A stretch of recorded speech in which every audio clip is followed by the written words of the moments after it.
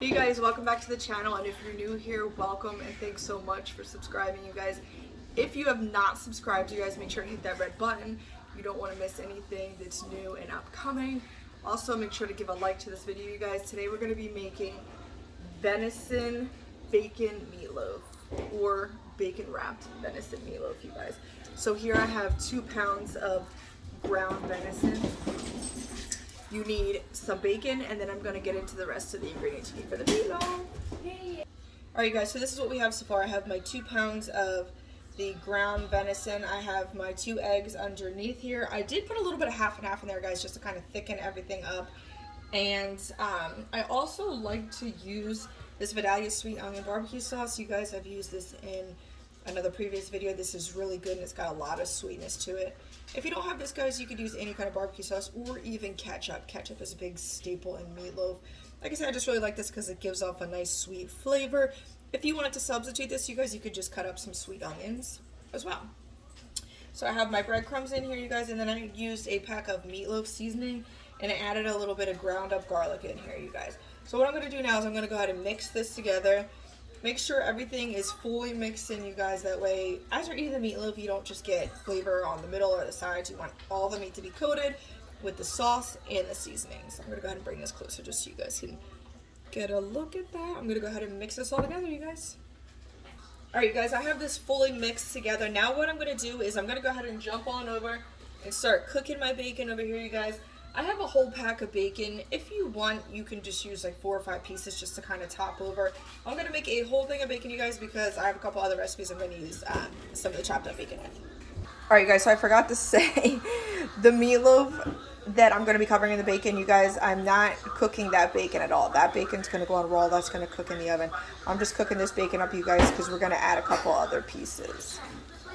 Alright, so while we're waiting for that bacon, you guys, I went ahead and I grabbed a meatloaf pan. If you don't have a meatloaf pan, you guys, you can use, a lot of people use like a pie tray or something. You could use that as well, or just a mini Pyrex pan, you guys. But this is my meatloaf pan. I just rinsed that out. I'm going to go ahead and grease that and start putting our meatloaf in. Alright, you guys, my pan is greased and I have my meatloaf pushed on into my pan. I'm going to go ahead and grab some of the bacon and start putting that on top. Okay, so my meatloaf is covered in bacon just like that. And you guys, if you don't cut the bacon in half, and if you have longer pieces, you can just kind of tuck them into the corners like I did. So the next step we're going to do is we're going to go ahead and go right back to that sweet Vidalia onion sauce, and we're going to get a brush and kind of put some of that right on top of your bacon, you guys. Alright, just like this, you guys, and then go ahead and just kind of paint that right over your bacon. Make sure all of your bacon is covered in sauce. Okay, I have my meatloaf fully covered on top.